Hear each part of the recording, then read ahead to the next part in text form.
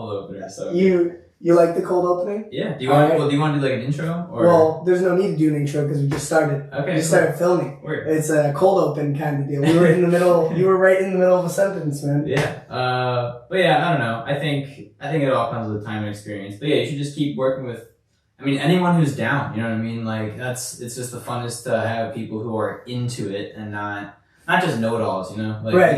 you don't need people who are just like trying to nitpick your whole thing. Like, honestly, dude, you can do whatever you want, but if you have, if you need my input on something, I'm down to give it. Because it's like, everyone's creative thing is different. Everyone wants to do their own thing. And it's the most fun to just explore and like make mistakes and stuff. Right. And like, just having you think about the lighting is like a step in your development of like, just shooting video and stuff. Like, lighting is such a huge thing. Right. That like, starting to think about it is just a really good step. And, right. For you guys who just like clicked on the video and are like, what is he talking about?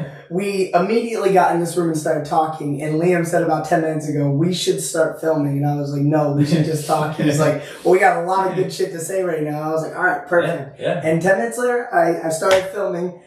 This is, if we want to do like a little introduction for my good friend here, this is Envision Podcasting. You guys welcome my good friend Liam, Sleepy Design.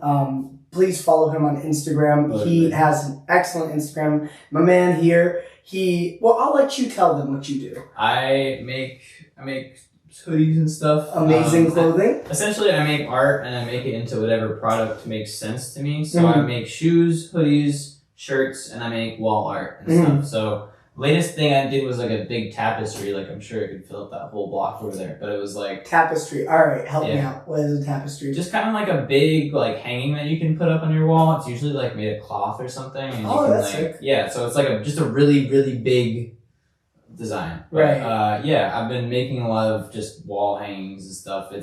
I like those, by the way. Yes. Canvases. This is like what like senior citizens are into, but recently I've gotten into them. That's cool, bro. They're super dope. Like I don't know why I got this one. I like this one. I don't know if the camera can pick it up. It could probably pick it up a little bit. I'll take it off. Yeah. All right, you guys. Picture time, right? I like this one a lot because it's like what you see yourself as, but what you're trying to manifest. That's how I saw it. Yeah. Now, whether that's complete bullshit and I'm just getting ripped off.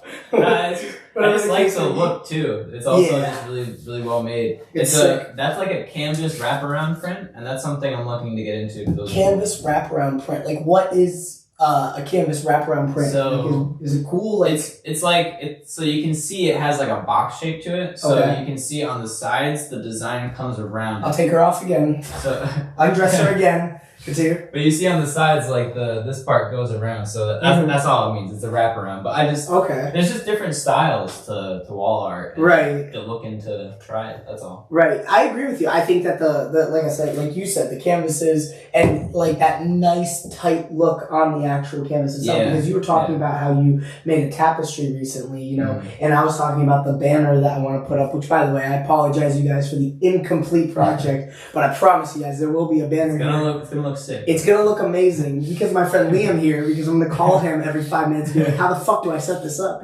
But the banner is like gonna be hanging and everything, but it's not gonna be as tight as like a canvas, so to speak, although I would like something along those lines. But that's something cool that he does. I think another thing that you do that is really awesome is you make shoes as well. Yeah, the shoes is fun. Yeah.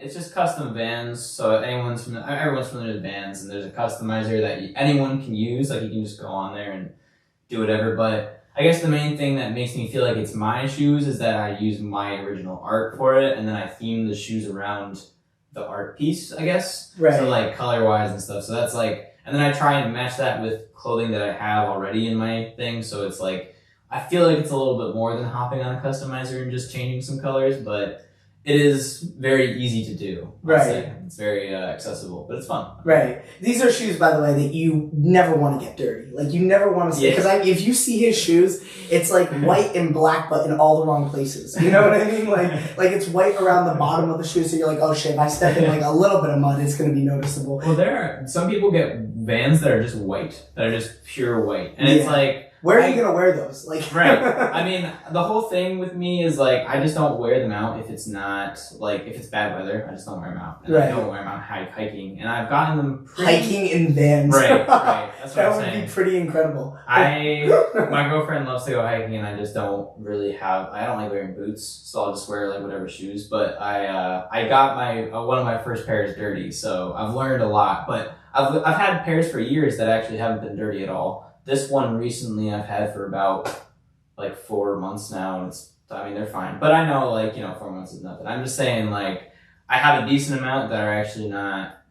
But I get what you're saying. That's like the biggest like obvious flaw with my shoes is that they get dirty easily, I think. So that's I don't think it's a flaw so much. It's all about what you're doing. Like you were talking about a little bit. Well, you were talking about the white Vans, which actually I was going to mention. It should be mentioned. I am also repping some of his merch as well. This is a shirt that I bought from him a while back, actually. Yeah, I'm glad you still like it. About 10 years ago, I feel like. It was like maybe it was our last podcast episode that we recorded. Yeah, it was about 2 years ago. I copped this shirt off of him. And by the way, I want to cop more clothing off of you because you have excellent design taste. But if you see white, black, red, Liam's favorite colors. I mean, it's like, without a doubt, his favorite thing to like, you know what I mean? Like how you actually design clothing and stuff. Like, look at your sweater right now. You know what I mean? Right. White and black. Right. But it's cool because you have that like nice psychedelic kind of aesthetic look to things. It's not like messy. You know what I mean? Yeah, like, have you ever seen it? Trying to make it organized and like a controlled chaos, I guess. Right. Have you ever seen like a psychedelic painting that's like disorganized completely? Yeah. Like it looks like it was all mushed together. It's funny because there's a lot of different styles of psychedelic art that I've been like. There's a lot. Some's like very like colors oriented. Some of them are very just like mine's more geometric, trippy stuff, like pattern wise, I guess. But yeah, I don't know. I think it's interesting. I've been posting on a lot of different like psychedelic art boards on Reddit recently, and it's interesting seeing what people do. And there's a lot of like paintings and stuff that are really, really cool. I think there's one dude. His name is like Luke Schroeder Art or something like that, and you can find him on Instagram. Shout out to Luke Schroeder Art. He makes these crazy, just fucking like they're canvas prints like that, but they are just the most detailed things, and they're paint, and it's like how do you do that? How do you do that? What is happening? It's insane. So I think, I like trippy art, but I've always thought that mine is like a combination of like sort of like trippy and a little bit like cute, but like a little bit dark. I don't know. The eye. It's the eyes. I have the cat face is Liam, like Liam, my with thing. all due respect, on your paintings and on all your clothing, you have a perfect blowjob eye look. Perfect you know, blowjob eye. I'm telling you. It's honest to God truth. That is first thing I thought. Wow, that is awesome. First thing I thought. That was the first time I've ever heard that. It's as a compliment. You know? How many years has it been since I made that design? 2019. Yeah. So it's been like fucking 4 years. Right. Yeah, that was good. Right. And I said with all due respect, but really it was complimentary. Like it's excellently made. You know what I mean? Like that's why I don't wear this shirt often because I'm like, I don't know, I'm feeling a certain way. You know what I mean? Like I've had that little face as my logo for a while, and I'm honestly really happy with it. I think it's very simple and just like to the point and like very like cut and dry but recognizable sort of thing. And not the most original thing in the world, but also I feel like if you get too original, you get too weird, and then it doesn't, But too original, too weird, what do you mean? Like, well, I don't know. Like, there's certain things that you should do. Like, I feel like simplicity is very good. Mm-hmm. So I feel like if you overcomplicate some things, it's just going to look like a mess and not very... Like, logos, I feel like, are meant to be easily recognizable on a glance. Okay. So if you have this big mess of a thing going on, especially when it's like a small size, like you want to have something that can translate good to different sizes, and I can just put this little face different places. Like it's like a small little thing in this one, but it's still there. So it's like not intrusive. I don't know. There's a lot of little things that... When you were talking about psychedelic art, I mean, it's very hard to make something like that simple, but I feel like it also, you can make it simple in the way it's recognized, right?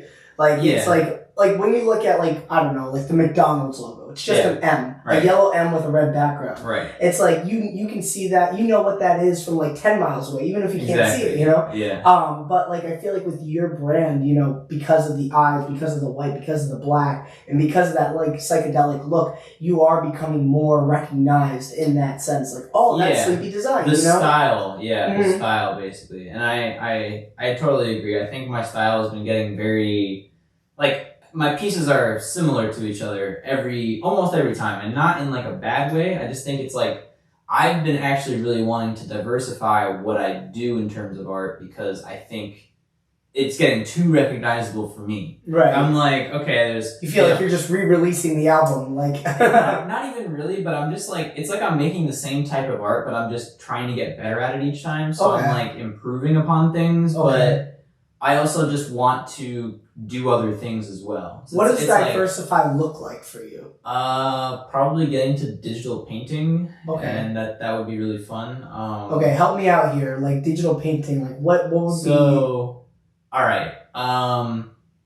Basically, like, I mean, there's physical painting and there's digital painting. So digital painting is just kind of imitation.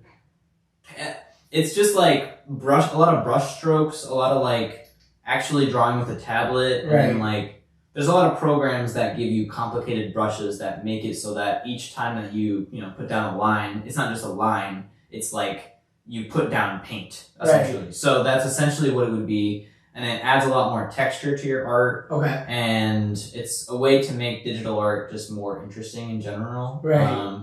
So I don't know, it's something I'd like to do, and then I could add that to my wall prints and just do my digital, like, my paintings on the wall, and that'd be really fun. Have you started like digital art at all? Like, have you like gotten into it? Like, because when you say digital art, I'm imagining like Photoshop, stuff like that. Like, that's the thing. There's so many different types of digital art. Where, so I do digital art right now. I've worked with Photoshop and Illustrator for years and years for that. Right. But digital painting is just a specific type of thing you can do in digital art. So it would be using brushes and like actual pen strokes on a tablet versus what I do, which is I draw it in paper and then I line it and then I take a picture and put it into Illustrator and then I line it out like line for line. So I make the lines perfectly how I had them on paper essentially.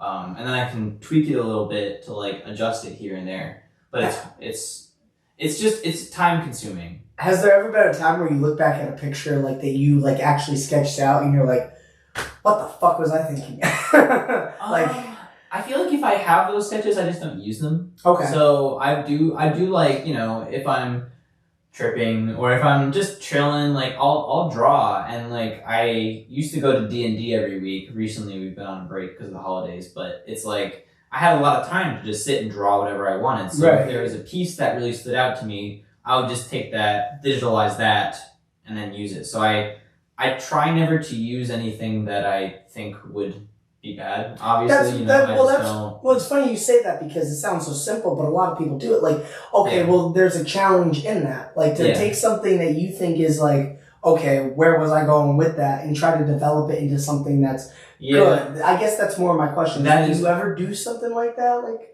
are you saying, like, do I ever think it's bad in the middle of making it, or? No, like, you see it as bad to start, but you're like, all right, I'm going to play around and develop it. That is very common. Okay. That's extremely common. That's, like, I feel like the most common thing that's, like, a phase of every project. Okay. Like, okay, do you remember like, your trademark, so to speak. Do you remember my original owl design? I was actually going to bring that up. Yeah, I do.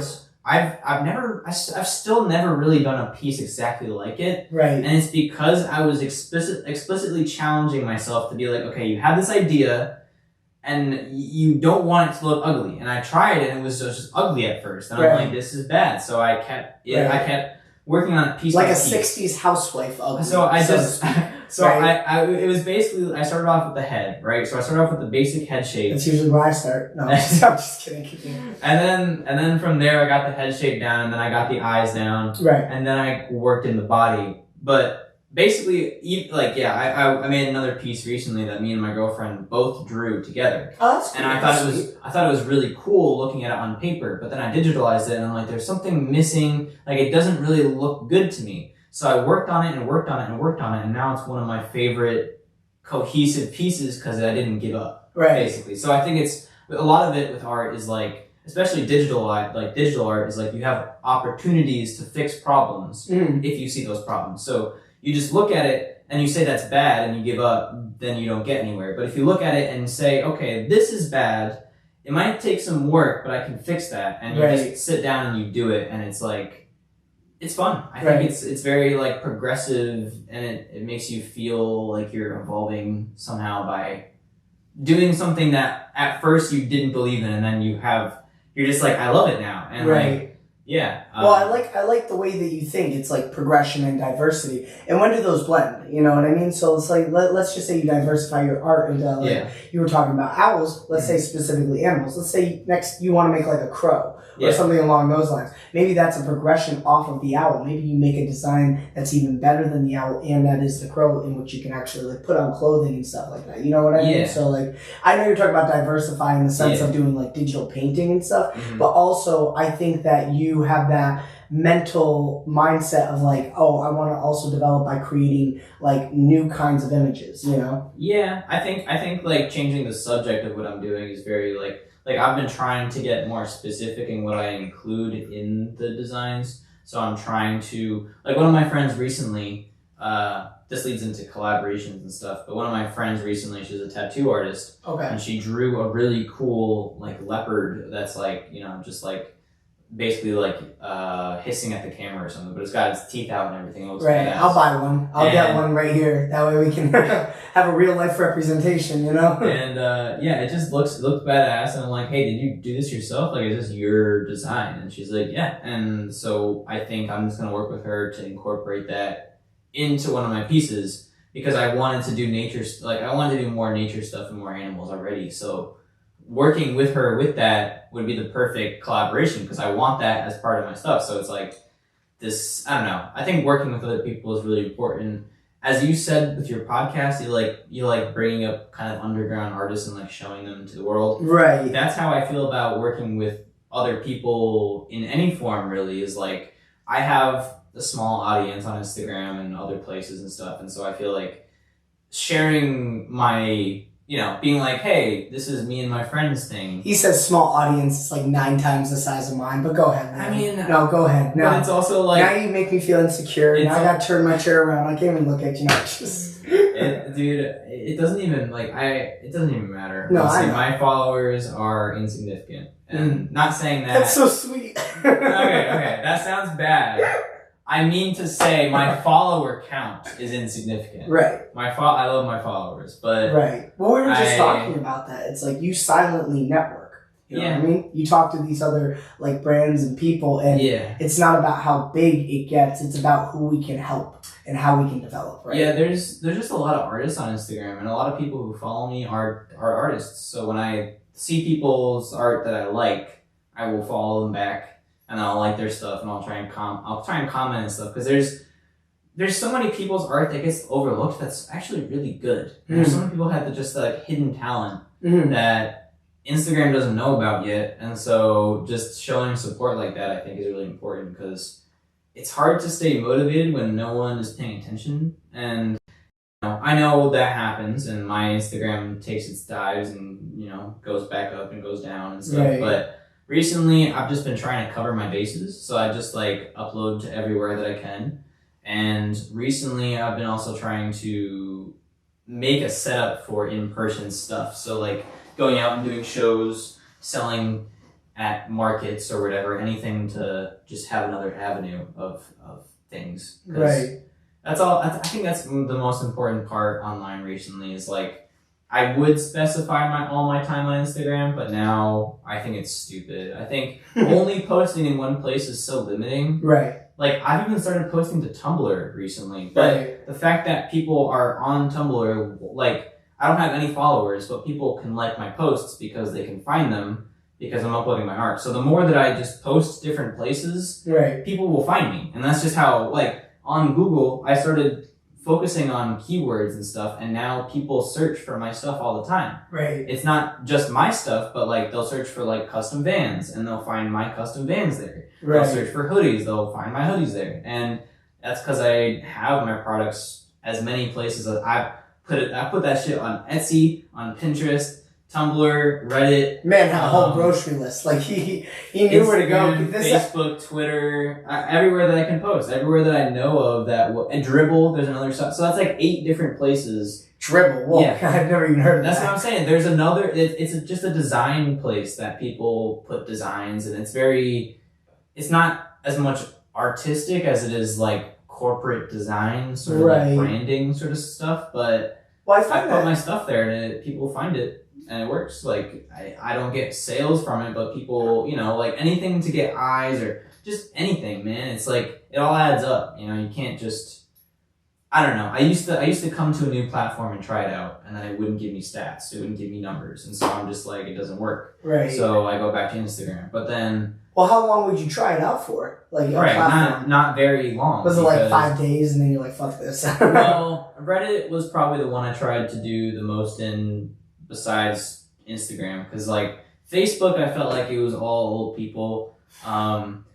Instagram worked really well. Twitter, I feel like Twitter was surprising because I felt like Twitter was very popular, but I just couldn't ever get a hold there. So Twitter, I've been posting on for years and nothing happened. Right. Let's see. Reddit is just very easy to... What's up? I was going to mention, to add on to everything that you were saying, it's like the idea is that people are busy doing their own thing, right? Like everybody has their own, like there are going to be so many people on Instagram, so many people on Twitter, no matter how big you get, that will never even know you or your brand or your name. So I feel like you getting your mindset out of the analytics and out of thinking about the numbers is a development. Even if it's not a development of image, even if it's not a development of the art itself, it's progression. Exactly. It's like I feel like that's something that I went through, and I think everybody, once you have like a high point of what you've done, and like there's just like a bunch of people that appreciate something, and then I don't know, there's just waves to popularity. So once you go through a wave of popularity, you can get used to that, and then it's very disappointing to see it dwindle down to like something that it wasn't. And it's like you're trying to wrap your mind around that. But I do think that like for the past couple years, man, I've just been down to make more things. And I think that recently, like I have been paying more attention to certain stats. But the only reason is because it's helping me. Like I'm finding ways to use those stats in a way that makes me spend my money better, and just like search engine optimization is one thing. That's like Jesus. Search engine optimization. Please help. Okay, so say you have a website. It gets on Google because you put it on there, and so you have you make Google index your page, then it reads everything on your page. So it's like every single word you have is a potential keyword. Every single word on the page, image on the page can be searched. Okay. So now you have your data on Google, but then you're like, okay, how do I get more searches? That is search engine optimization, trying to figure out how to get more searches. Okay. So by using certain words, or is it certain images as well? Like, okay, so it's a whole job. I do it for work, and it gets deep, but it boils down to using the right keywords, doing research on keywords that people use, and then using. It's hard to describe, but there are so many little things that you can do. So I will sometimes just sit there and do a couple things to my site, like you can add in descriptions to your images. So then those words are keywords for the image. Right. So say I have my shoes, I type in as many keywords that are as relevant to the shoe as possible, and then people can find it now on Google Images because of that. Right. So I have in the past year been seen 20,000 times on Google because of that.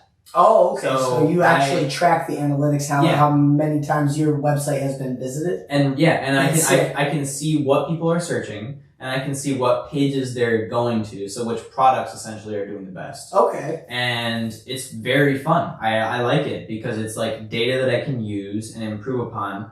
And here's the funnest thing about it, which, that's not really that fun, but it's like my data was at like 1% of what it was last year. Yeah. In December. Okay. So I have I went from an average of like 3 views a day on Google to like 140. That's insane. So like, yeah. That's insane. It's been a big jump. And that's just by doing basic things like entering in keywords to things that I didn't have keywords on. Right. Putting my stuff up on stuff like Etsy and like Pinterest. Like the more places. Dude, where's my notebook? I gotta start taking notes on. I mean, I know we're filming it. I'll just go back, but still, dude, that's fucking sick. Business online is very complicated, but the more you learn, the more you have these tools, and the more tools you have, the easier it kind of becomes. Like, the more you learn, the more you earn, right? Because you doubled your fucking sales. I did. I went from 9 to 21. So I had 9 sales to random people. The past 2 years were both 9. Right. And this one was 21 this year so far. Dude, that's awesome. Yeah, it's a lot of fun. And a lot of that also is looking at data from my ads. It's like I put out Instagram ads and then I see which content does the best, and I just try to, I don't know. It's just a lot of nerdy shit, but it's the nerdy shit has been helping you out greatly. It's applicable, man. That's you're talking about how to like optimize someone's viewership, how someone can be looked at more, which is anybody who's an entrepreneur, anybody who's like looking to start a business of any kind, whether it be clothing, podcasting, doesn't fucking matter. Yeah. They want more people, right, to see what they do for the most part, right? Yeah. Whether that matters a lot to you or me. You know what I mean? It's like it's the fact that more people are seeing our content and our actual work itself. So I think that's sick, dude. Like a lot of people don't even know.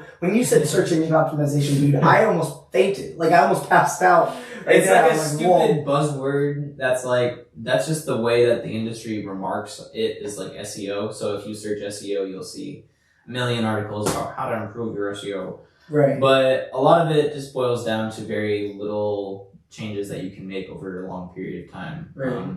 Like, for example, if you make your images actually less HD and reduce the quality and reduce the file size, it'll actually be better for search results, because as long as the quality isn't dog shit, like the lower the file size, Google just promotes that more because it just loads faster, and it's stupid in some ways. Well, that's interesting because you would think that the better quality pictures would be promoted more. Right, and that's why it's just important to know how it works, because if you don't know, then you can't really get anywhere because you're not listening to the stupid rules that Google has, even though it's like, I don't know.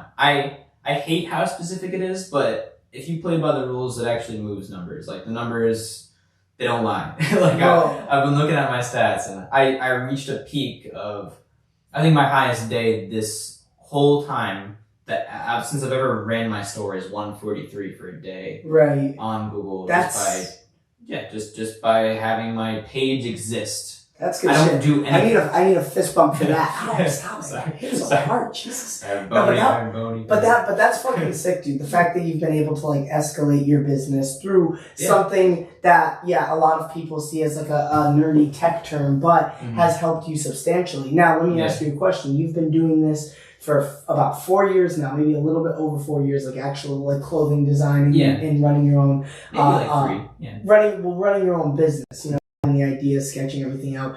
Was there ever a point in the last 3 to 4 years where you felt like this isn't going anywhere, this isn't worth it, I want to give up?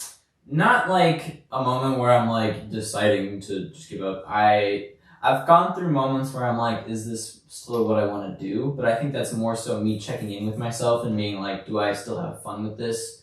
What do the talks look like for that? Like, well, it's just a short thing where I'm like, do I like this still? I mean, yeah, I do. But sometimes I care too much about how many likes I get or my follower count at the moment. And so it's like that stuff can just get in your head and make you not have a lot of fun. Right. So then I'm like, is that even what I want to do? It's like, I like making what I do and I like sharing it. And ultimately, if I'd be able to make money off of my products and actually deliver good products to people and have them be interesting and fun, that all checks out to me. Like, I like that. But I think just the mindset I like to change sometimes. I like to go through because I feel like it can be toxic to just be like, okay, you have to make more, and make it better. Right. Because you're just putting some sort of an unrealistic expectation on yourself to like always do better than you did. Right. And do you feel like that's always going to happen? That's in demand though? Like that's based on public perception, so to speak? Like you were just talking about the owl image and how that was a peak, you know, in like what you were creating as far as art goes. Yeah. Have you ever thought in your head like, okay, well, the expectations of the people who already buy my product is this, so I have to escalate, I have to get better. Like, do you ever think that? Or? No, not really. It's just me. It's just me being like, I want better. I want to do more, and it's just me being impatient with myself, because if you see something that you've made as a failure, there's, you know, two things you could do. You can talk to my mom about that, all right? This is something confidential, all right? You say it on camera. You could just give up and do something else, and that's an option. Or you can try and work on it until it becomes something that you actually really enjoy. And so it's not always possible to work on bad ideas. Some bad ideas are just bad from the start, and you just get rid of it. But yeah, I don't know. I mean, working with stuff has always been what's progressed me a lot. And talking about the owl design, I don't think it's my peak in terms of I don't think it's like my peak. I just think I haven't ever done anything like that exactly again. So it was just like so outside of what you normally do? Yeah, just because of like, my stuff recently has been a lot more detailed and a lot more like busy, you know? As you said, like there's a lot of stuff going on in a lot of my designs. And so the first one was just an owl, and it stands alone and it's chilling. And like, the only reason that I don't really like it anymore is because it's slightly associated. Like people be like, "Oh, we got Drake OVO," and I'm like, "Okay, well, you were telling me about that, yeah." I have so many different other things I can make that I'm just over it. And if that's how the public perception is going to go, I don't need to promote that product anymore. I have better products that I've made. But I think that's the way in, right? Because that's why I was talking to you. Sometimes. What I just asked is like, okay, well, public perception, like how much do you pay attention to that? Well, in that situation, public perception read OVO, and so you were like, all right, fuck that, I'm just going to go around and make something different. Yeah. But do you think that if nobody thought it was OVO and everybody kind of saw it as just your like owl project, you would have continued down that road, or do you think you would have left it anyways? I think in general the design idea was like a one-off thing. Like I think my art would have always become what it has. I just think maybe I would have used the owl as more of a logo, or maybe used it as more, because it was very popular among my friends in Enfield. Among I had people who I hadn't talked to in years buying them off me. Oh, really? And I was just like, word, okay? Like people actually legitimately like it, and I can tell it's not fake. Like these people wouldn't talk to me if it would, you know what I mean? If they didn't actually like it. So it's just like I had some weird moments in the beginning of just that kind of like perception. And so I generally just didn't like the fact that sometimes I post it online or whatever, and people would just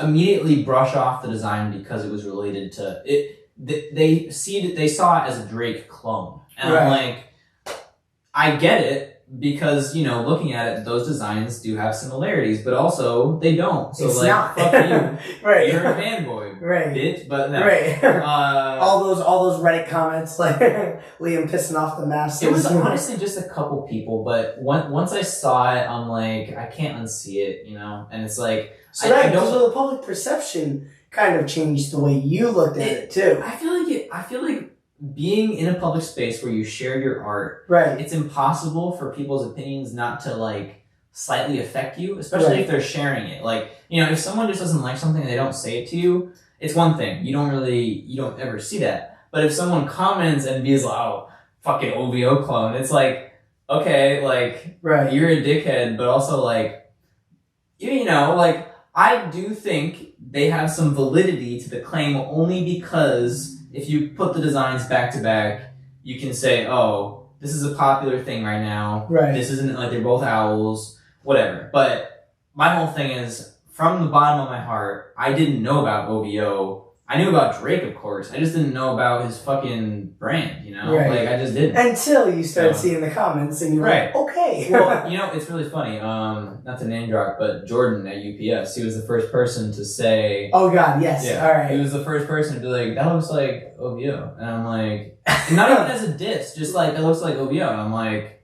I was just like, what do you mean? He's like, Drake's clothing. And I'm like, oh, cool. So I was just like, word.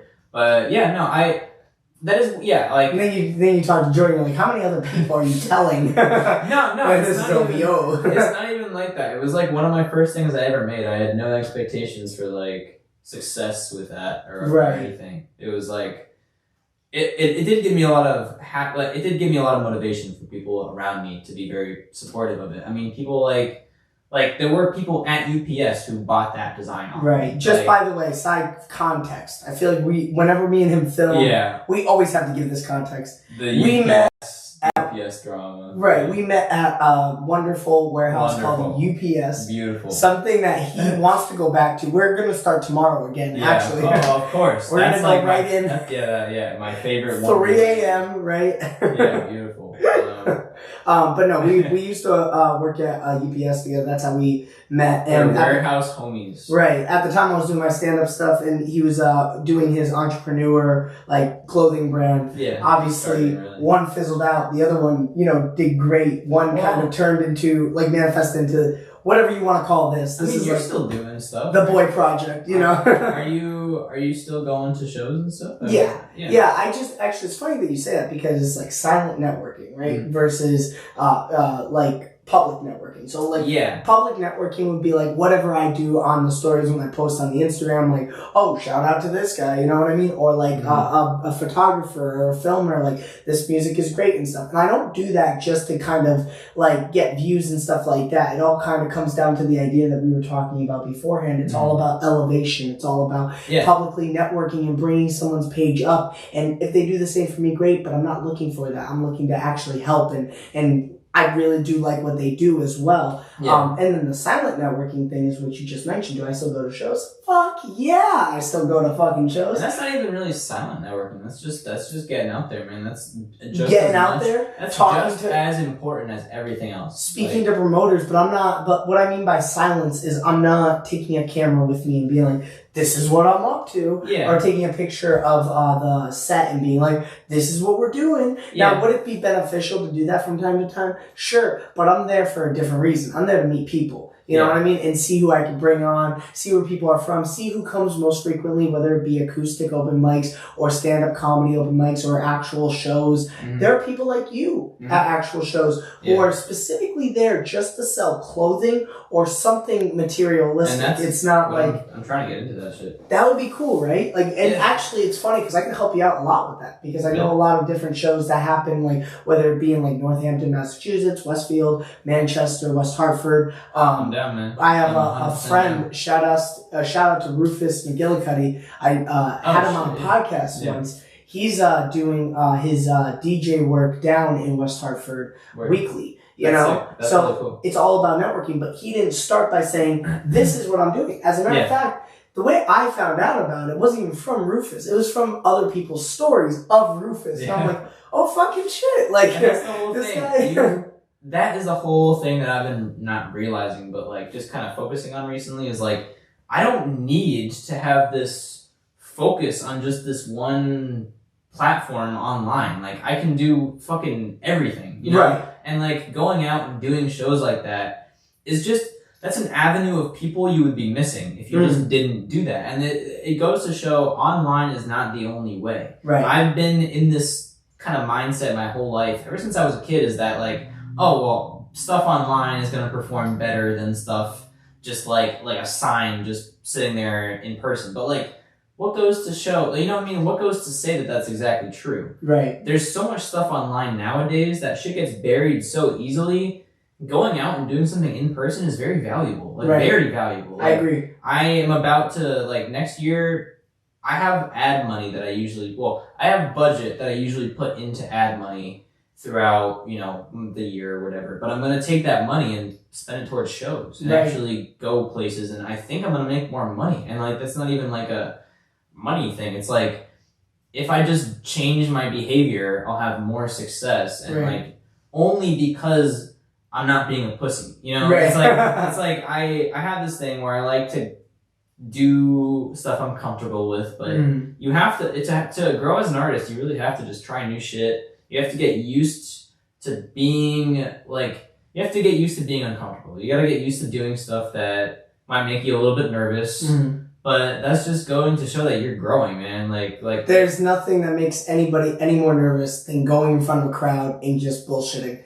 You know what I mean? Because you have all those eyes looking at you, and you're like, "Oh dear, all right." Yeah, like, and then when a joke doesn't land too, you just start like looking up at the ceiling, like hoping something caves in, like just hoping something falls. But I think that like you know what you remind me of? You remind me of, and this is kind of how I am. I'm pretty sure you've heard of this. It's called the desert paradox. So basically, it's for artists. Okay. Well, I'm specifically relating it to artists. It's basically like, people aren't like, if you dropped a person into like a desert just out of nowhere, right? They're not afraid because there's nowhere to go. They're afraid because there are too many places to go, right? Okay, yeah. So what you're doing in that like conceptual context is you are opening up other avenues. You're not just going one way, because you've been doing this online, going one way, and even on that avenue there are multiple streets, you know what I mean? Like Reddit. You mentioned that other website earlier that has like Reddit, Tumblr, Pinterest, Instagram, Facebook, stuff like that. Yeah. But you going to shows, you're like, okay, this is an entirely new avenue I can open up, and like then you go to different shows. Dribble was the one that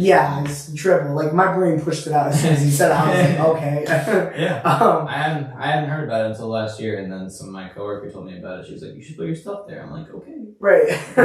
Right. And so like having that like having those openings, I mean, it's inspiring, I feel like, for people, even if it's just 2 or 3 people that listen to this who want to actually develop a brand of some sort, like my good friend here has, or develop some sort of podcast, some sort of film making, photography, wants to go, sing, do open mic, stuff like that. It's like people get discouraged so easily because how big other people get. Yeah. You know what I mean? It's like, I could never do that. It's like, you don't have to. You do it because you want to, It's a cheesy thing, but it's like, it's about the journey more so than the destination. It's like knowing that you can improve. Right. Like, that's like what you should focus on, is like, especially if you feel like that you are shitty compared to other people. If you go online and you see people's stuff and you're like, man, I wish I had that. The best thing to do is not just sit there and wish. It's just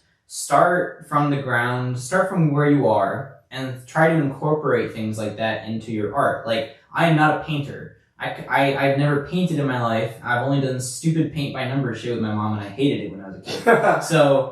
But she sees you doing it upstairs, and she's like, "Oh my god!" But I really like the idea of either physically painting or digitally painting, just because it could vary what I do. Like open myself up to something entirely new, and therefore I could do something entirely like.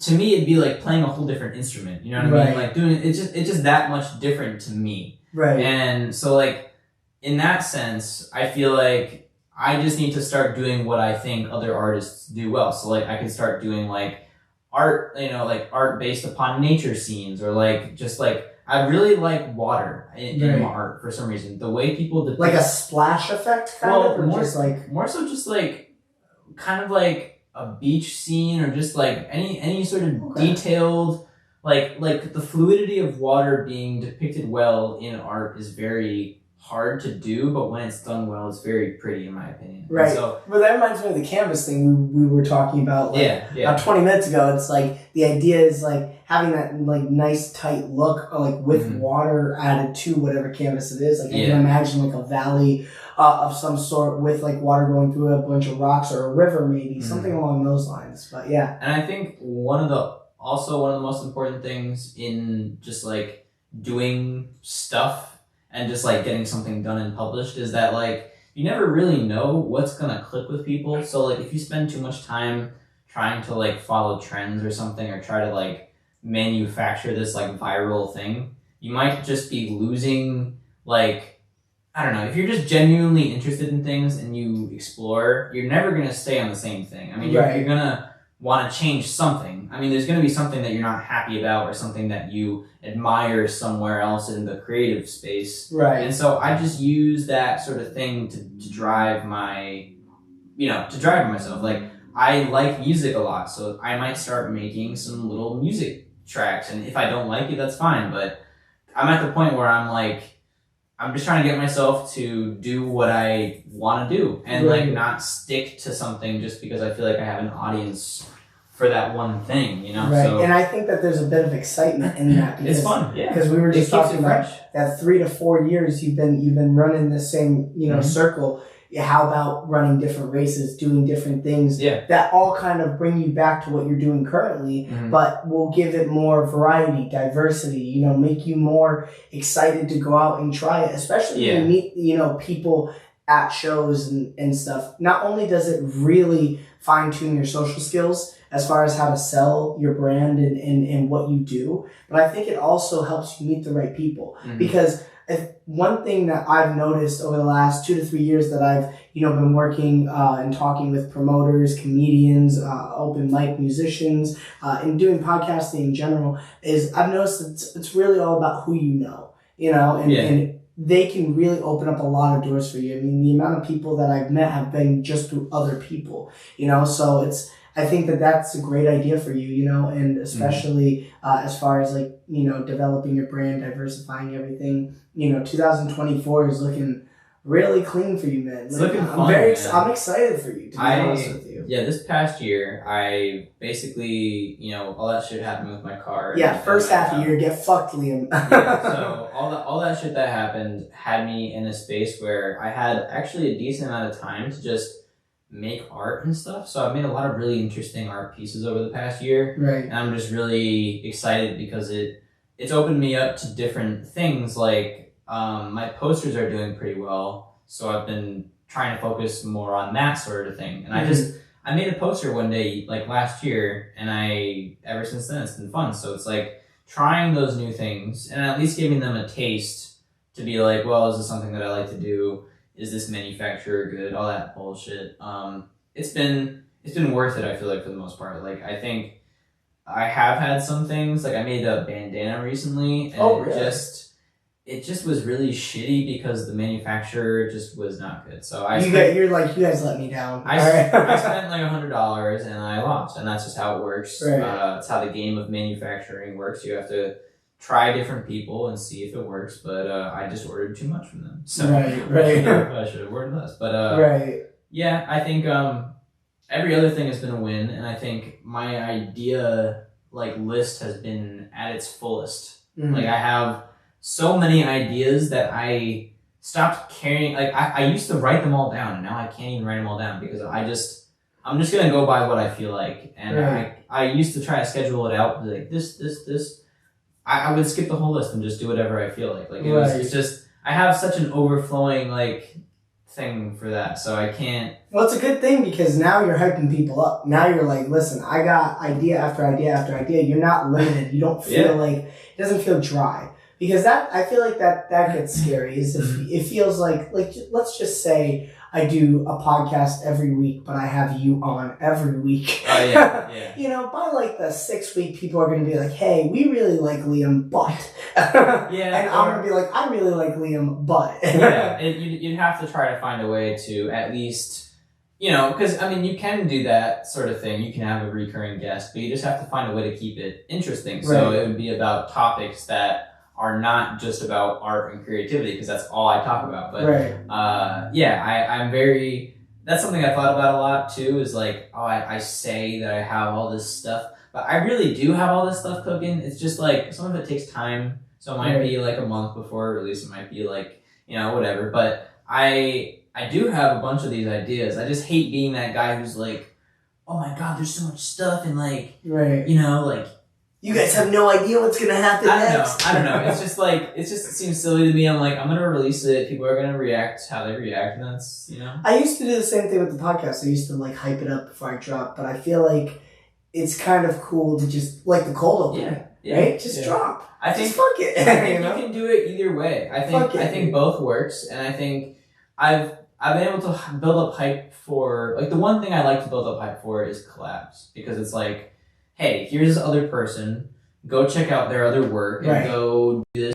And, like, then becomes this really interrelationship audience where usually some of their friends will follow you. Right. And then you'll follow them back and try to make friends. And then you'll, like, I don't know, you just build this thing out of that. So, I don't know, I think our collaboration too, like, literally Rufus that you were talking about earlier, he followed me, I think, because of your, like, one of your shout outs or our podcast or something. Yeah. So it's just, you start meeting new people, and this is how it works. And it's fun. Meeting people through people too. It's like that's awesome. Like, and I'm glad that you said that, because that's a great example of, what you were just talking about is like, all these people that get together and collab. The bigger the network, the more noise we make. Yeah. It's just as simple as that. And I'm not saying that we're trying to be the loudest, but in a sense, why can't we? You know what I mean? We do a lot. We do a lot of shit. We do a lot of cool shit. You have Rufus, who's a fucking DJ. You have this guy that can make you any kind of clothing you want. You have this asshole on fucking camera that will bring you on, sit you in a room that's like 78 degrees Fahrenheit, right? Like, but like,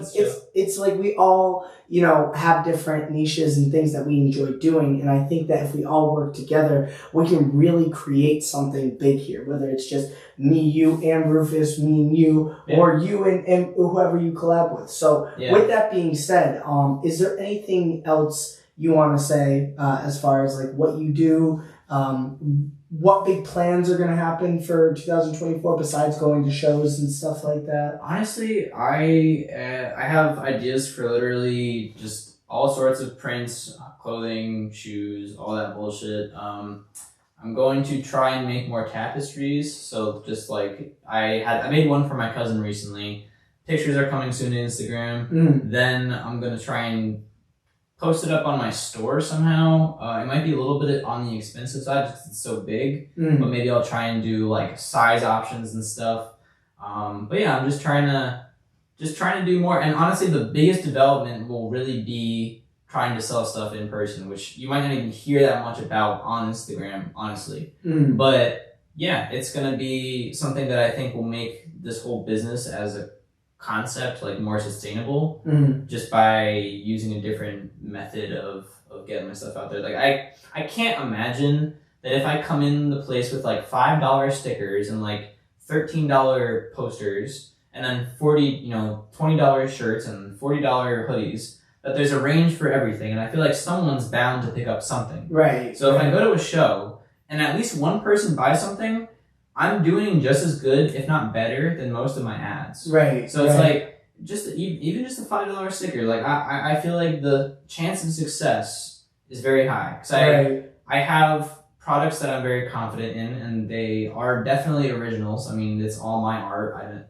So who knows? Maybe I'll bomb, but I have a feeling that I'll do pretty well. So I think you will. I think that having people who sell like shirts and clothing at shows, at least the shows that I've been to locally, it's not as common, which is great for you because it's like you're not there to show a talent. Not a talent in the sense of getting on stage and everything. You're kind of the guy in the back who's like, here's a shirt. And especially if you can get other comedians and performers, that's what I should have said. You're not there to perform. Yeah. You're there you're there to sell like a product and put your talent to use, in a sense. But I'm saying, like, you could talk to other performers and be like, hey, listen, would you mind just at the end of your set real quick just saying, hey, that guy in the back, he's selling t-shirts, so he designed something like that. Like, if you genuinely ask, most comedians, most musicians, they probably will say yes. Because what is that? It's 10 seconds out of the end of their set to be like, oh, shout out to my boy Sleepy Design over there. Go pick up some t-shirts, some hoodies, makes really good, like art, stuff like that. It's like, like I said, it's all about developing a network and a group of people who are going to be able to actually, make the most amount of noise and also do what they love, right? Yeah. Because that's what's missing, I feel like, Well, forever. I mean, I don't know. I would say modern society, but I feel like we've been running this fucking lap for like the last 200 years. Like the American dream we were talking about. Like, oh yeah, all right, maybe go to the military or get a job and then marry a woman and then have kids and then get a house. You want to do all that immediately, that's fine. Like, if that's something that you enjoy doing. But it's like, the guys like us, we maybe are stuck in our ways. Maybe we don't know what we want to do, but really, honestly, we're having the time of our lives just fucking figuring it out. Yeah. For what you said, it's about the journey, man. Yeah. And I really respect that about you. And I think that me and you have, for the last 3 or 4 years, seen eye to eye on that the whole time. So, mad respect to you, man. And your brand is fucking excellent. I love your clothing. Thank you, man. And honestly, you guys, if you guys don't have at least one piece of clothing from this man, you might as well be walking the street naked. I'm telling you, it's one of those things, you're missing out. All right. I appreciate you having me on. It's always fun, bro. I like, because you know what you were saying. Don't lie to me. All right. Don't say it's always fun. It's miserable. All right. Just tell me. It's really not. Right. I literally have. You don't understand how rare it is for me to know people who actually want to do real projects like this. Like, this is like, you know, you might think about this as your small podcast, but this is like, to me, a real project. And like, you know, you're trying to do something. So like, fuck it, it's fun. Like, I like doing that shit. And like, not enough people that I know in my personal life do that. I know a lot of people on Instagram who like to, you know, a lot of people have their own thing. But going back to the collaboration stuff we were talking about a little bit, is just like working with people, like not just as like some sort of ladder to get somewhere, but just as a fun thing to do with a community of artists is like something that I've been looking forward to for so long. So I'm like just really hyped for a lot of the collabs I have planned. I have a lot of stuff just planned, but people get busy. But I have at least 1 to 2 things that should be popping in the next couple months. That'll be really fun, and hopefully I do more. That's really all I can hope for, is just chugging along. And I even did, like, because, you know, like, working with people can be really hard to figure it out. You know, it's like, if you have a friend who's into something entirely different than you, like, how do you really collab with them? It's really, you know, it's tough. But podcasts like this are a perfect, like, medium for a lot of different people to come together. Like, artist, musician, whatever, comedian, like, whatever you do, you can just talk about it, and it's really, you know, it translates. Right. So. Yeah, no, and I agree with you. It's like the perfect platform for people who are more or less in the underground, in the local of what they do, of their art, to come on here and just bullshit and talk about what they do and why they love it too. You know, because I feel like a lot of people, when they say what they're doing out loud, they kind of start to figure out whether it's something they want to really apply themselves to. Like if I've been talking to you, and I've never done a podcast before, but I've done stand-up comedy, which was at one point the case. Like, oh, you know, I like to do podcasting and stuff like that. But when I was saying it to you, when I was saying it to other people, the more I said it, the more I felt like I could manifest it. Yeah. You know, and so it brings confidence to even like go back in the video and replay like what you said, or give yourself ideas. It's just, I think it's a cool thing altogether to just get this stuff on video. Yeah. At the very least, in 20 years, we can tell our kids, hey, this is what we were doing. You know what I mean? About 20 years ago, it's fucking sick. It's surprising how much it really matters to me to look back on my old videos, because I have, 2011 to like 2018, I made videos. I just made video. I just made a bunch of content online. A lot of it was about video games, but then eventually it got to like real life skit sort of stuff. Like I try to make like sort of like funny videos and walk around with my friends and do stupid shit in person and all that. So I did a lot of different types of content, but a lot of it, at the time, I was like, oh, this is shit. It's not very good. Either because of the views or because of, you know, the fact that I was like a 17-year-old just making content, or a 14-year-old. Right. But going back on it, man, it's like really, really nice to look on. Like, damn, I was like half my age when I was making that stupid Minecraft video. And it's like, there's some stuff is like so funny to look back on. And like some of my friends, like, one of my friends sent me a video that I forgot I even made. And I'm like, how the fuck do you remember this? Right. Like, I was like, where did you find it? It was not even on my channel that I'm used to. Like, it was like on my stupid, like, I don't know. I had like, it was just so stupid. I'm like, how how did you find this? And so it's funny you said that because like when I look back on my videos, the one thing that I hated that even when I was watching, I'm like, you gotta stop doing that, Jacob, is the clapping. I was like, you have to stop. Like, I watched the first video and I'm like, I have to put this on mute for a little bit. I have to sit down and think about what I'm doing, you know? It's so easy to judge yourself when you're making content, especially like audio. Everyone hates their own voice. Everyone hates, it's very easy to like hyper focus on what you are doing. Right. And one time, and the audience can really pick up on it too sometimes. If it's actually really that annoying, like my audience, one time I was making a video, and this is the stupid shit I used to do. I made like a Lego Star Wars video, where I was like, everyone does that. I was like high off my ass, just talking about life, and I was like 17, and someone commented saying, "Man, you just keep making this annoying fucking clicking sound. Like this video is good, but this clicking. I can't listen to it." And I'm like, you know what? I didn't even hear it, bro. Like I didn't even process it, and then I go back and I'm like. Like I hear it all. Do you know the what the clicking sound was? It was like it's like if you were to like click with your tongue. Like so you were doing it yourself. I was doing it. I'd be like saying something and go like, and then like it was just this stupid thing that I was doing, and I didn't even realize I was doing it. But then once you record it and then edit it and listen back, and it's like. Well, on that note.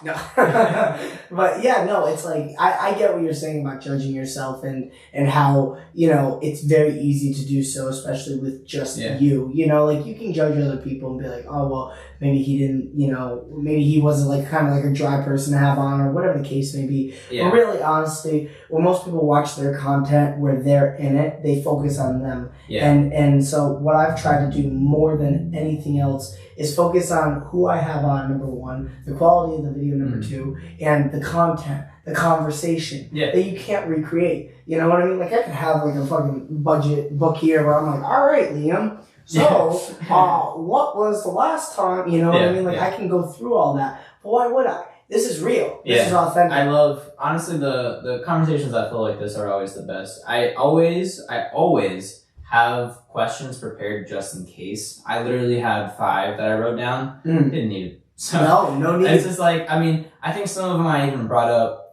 like somehow in, like, one of them I think was like what other creative things are you looking into besides comedy and besides podcasting? Like, what other creative stuff are you looking into, or anything, or are you just?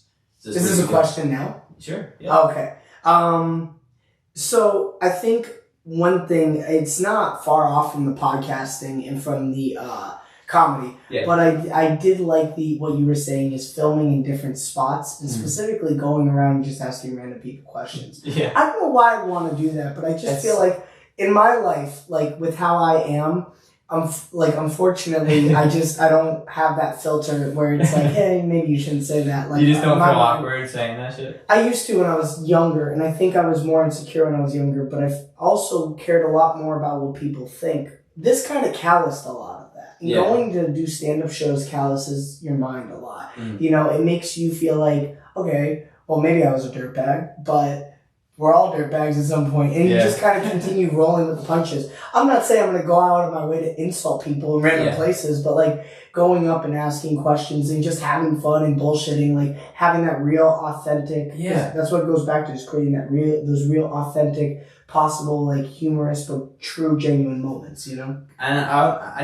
it's funny that we both kind of came to that same sort of thing, because I was in the car on my way, because I spent some time before just trying to think about stuff we could talk about, just in case it became, like, just in case we see a tumbleweed fucking roll through. Man, sometimes your brain just shuts off, and you can't really think about ideas. So that is when we turn the camera off. That's when we just sit here in silence, like. But sorry, sorry, continue. The whole thing was like, I think you would probably do pretty good at like YouTube sort of sketch comedy. I think like making video, and now at this point it'd be like TikTok sort of whatever, but like video form sketch comedy, I think you would probably do pretty good at. I think so too. I like that.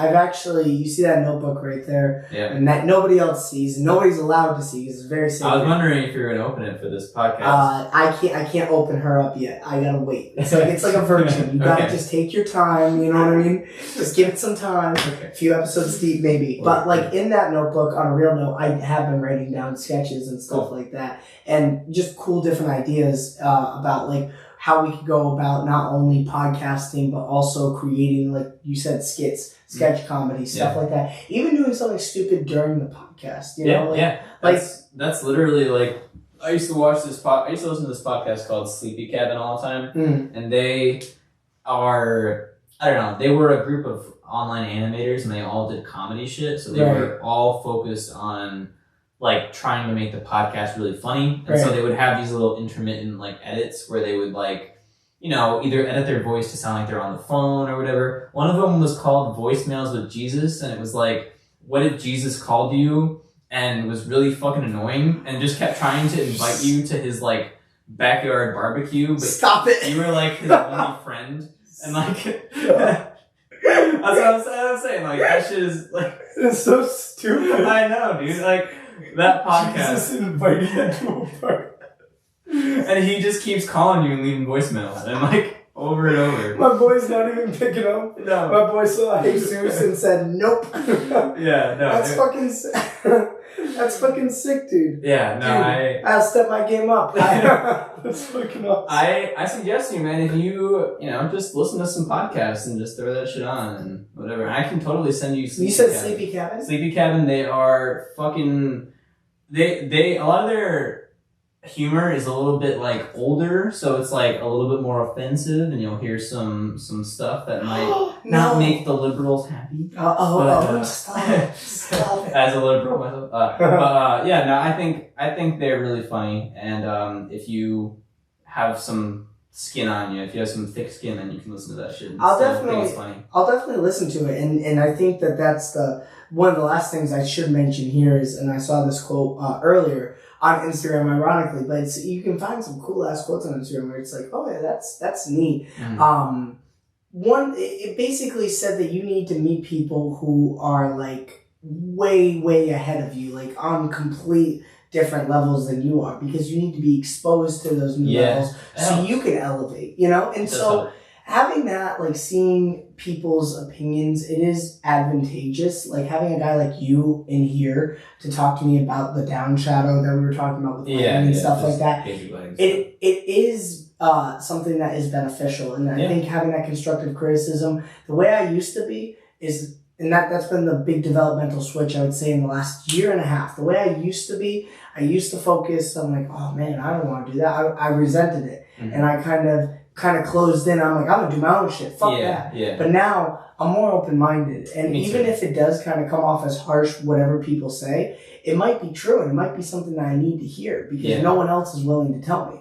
You know, and so I having that mindset now not only has helped me mature as an adult in my life and helped me, graduate to the level that I've gotten to now, but makes me excited to go further with this. Yeah. Because I'll have people who are supportive of me. Maybe not in the nicest way, but in the way in which I need, Yeah. And so I think on that note, I think creative people just like even being around each other just benefit from that, because you'll just, before we were talking on this podcast, we were basically just having a podcast without the camera. You know what I mean? We were just talking about, just what we were doing, creative shit, and that will gradually just lead to us learning about things. And I think just having different perspectives too is nice. And that's also just ties into the working together thing where like, once we work together, we, you just learn from each other, and that's just how it is. And it's super dope too, because like me and you can go for hours as far as like creative ideas, and having those people who can constantly like talk creatively with you, it kind of shows that there is something here. Like we're not wasting time, because that's where it gets scary for a lot of people. It's like, oh my god, am I wasting my life? Let's take the safe route. Let's go to college. Let's do this. And I'm not saying that you shouldn't. If you want to, go ahead. But the idea is, because me, Liam, and other folks that I've been in the room with and he's been in the room with, can creatively talk about ways in which to run a business or ways in like just stupid creative ideas. It just shows that we're moving in a good direction. And this is something that we're actually passionate about. If we weren't, the conversation would be about 10 minutes. Like, but me and Liam, this guy can talk for like 10 hours, me and him, like about like different things that we're doing. So I'm going to leave it to the next episode for us to unveil more, but I'm very excited for you, man. Remember, follow him on Instagram, Sleepy Design. He has excellent clothing. He's getting into tapestries too, so I'm very excited for that. 2024 is about to be his year. And it's about to be our year. We're going to kill it, man. Where can we find you? What's your official @ now? Official @ is Envision_podcasting. Okay. All right. Give it a follow. Look at my dumb, ugly face and then see Dominic and imagine how handsome he was when he was younger. You know what I mean? Just have fun with it. You know, do whatever you want. But yeah, Envision_podcasting, you guys. I'm going to bend over. Liam, don't get excited. I'm going to bend over to turn this bad girl off. But thank you guys for watching. We appreciate it. And yeah, thank you. Thanks for having me on, man. No problem.